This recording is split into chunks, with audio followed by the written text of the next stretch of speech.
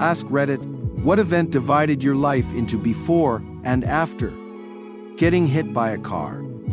Woke up in the hospital a month later with casts on my legs, many fractures and a damaged brain. Spent most of a year in a brain injury rehab hospital, fortunately recovered well and returned to my life.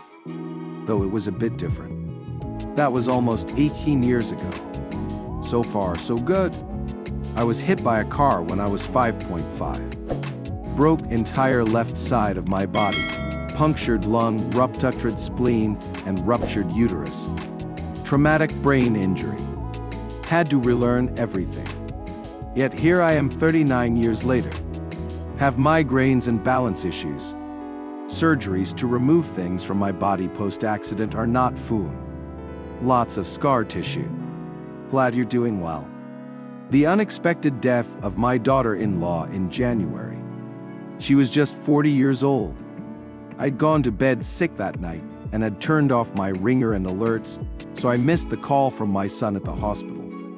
He had to walk home in the dark alone after she died in front of him. I'll never forgive myself for not being there for him or for her when she was in the hospital.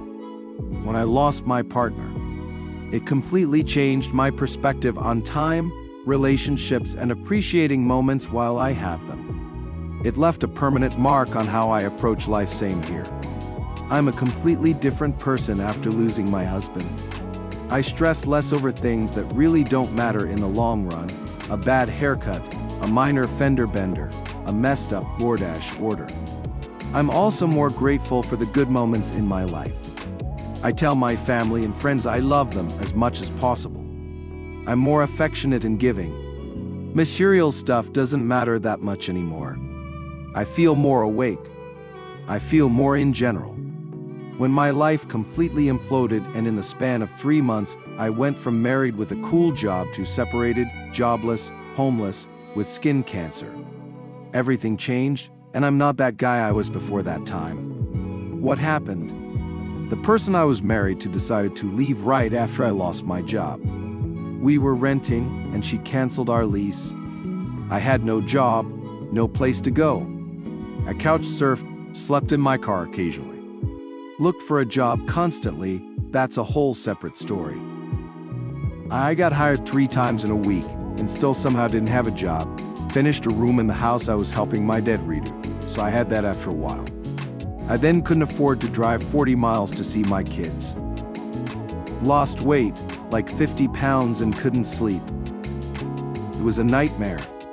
When I passed out and ended up in the hospital, dangerously thin and malnourished, they found a very minor skin cancer.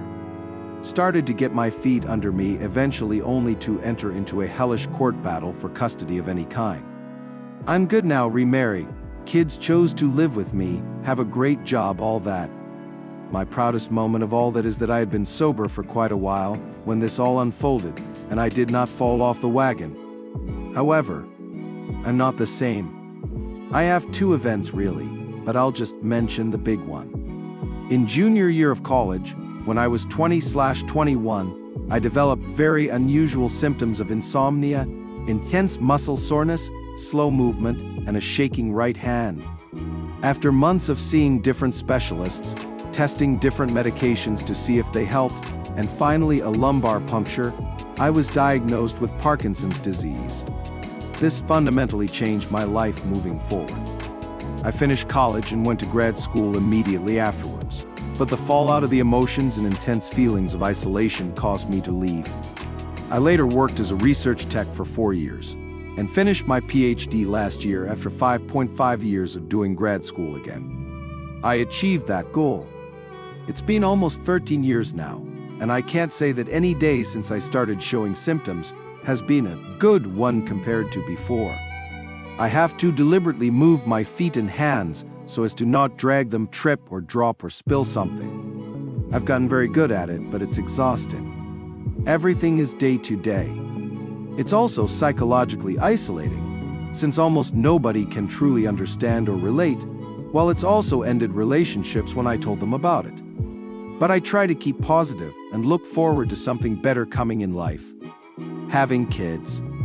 It's such a change from being at 20, something to be responsible for someone else that is so helpless. Before having a kid, you have no idea how carefree your life is. Want to go grab a drink with friends after work? Cool, no problem. Want to be spontaneous and take a road trip on a Saturday morning? Cool, no problem. Want to sleep in on Sunday morning? Awesome, enjoy. Want to play golf every weekend with your buddies? Sweet, let's get that handicap down.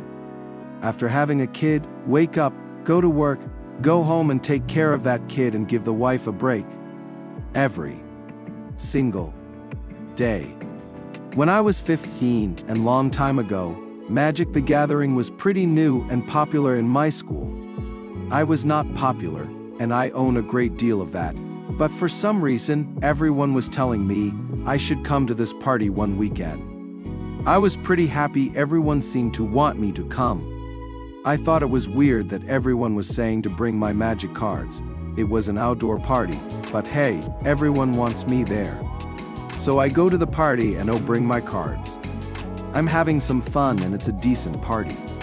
So anyways, one of my friend's girlfriend comes up to me and says, "Hey, you wanna come smoke a joint with me?" I'm like, "Cool, okay." We walk about 20 feet or so away from everyone else, smoke a joint, and had what I thought was a nice conversation. We walk back to the party and she immediately says, "He touched me," so everyone could hear. Boyfriend gets in my face. A circle starts forming around us. Another dude tells me to run, so I run. So I'm basically overwhelmed with shame and fear that I'm just going to get my butt beat by anyone and everyone. I pull out of school and start homeschooling and hermit in my house for as long as I can. It's only much later that I realized this was a ploy to steal all my Magic cards, and basically everyone was in on it. That didn't help. So now I'm 44 and single and have almost no experience having an adult relationship with someone, since afterwards I had a lot of trouble expressing any kind of desire or interest for someone without feeling intense shame, and in the cases where I've had some truly wonderful women express interest, I could not move forward because I was too ashamed and I could not put the kind of trust required into cultivating a meaningful relationship. I can't say my ship would have been 100% seaworthy without that event, but it was still like a boulder crashing clean through the hull. Life turned upside down 5 years ago. Sudden health challenge almost took my life, had me in ICU for 3 weeks, in hospital for 2 months, and out of work for almost a year. 6 weeks after returning to work, COVID hit. My family was among the first to have it in my area. Luckily came through okay, but wife had it pretty bad. As life was returning to normal a year later, my kids' high school was the site of a mass shooting, 4 of their friends killed that day. I often question if my near-death experience 5 years ago really resulted in my death, and I'm living in some alternate reality. Life is precious, live each day you have to the fullest. My son developing a terminal disease that we had no idea about. He just turned 3, but the last year and a half has been a ride we never knew we would be on. Up until almost 2, he developed normally, and was just the happiest little boy. In early 2021, he was diagnosed with a rare terminal genetic disease called Crab disease after losing all of his abilities like walking, crawling, and even sitting up on his own in a matter of weeks out of nowhere. We ended up at the Children's Hospital of Pittsburgh to try to get him a stem cell transplant to prolong his life.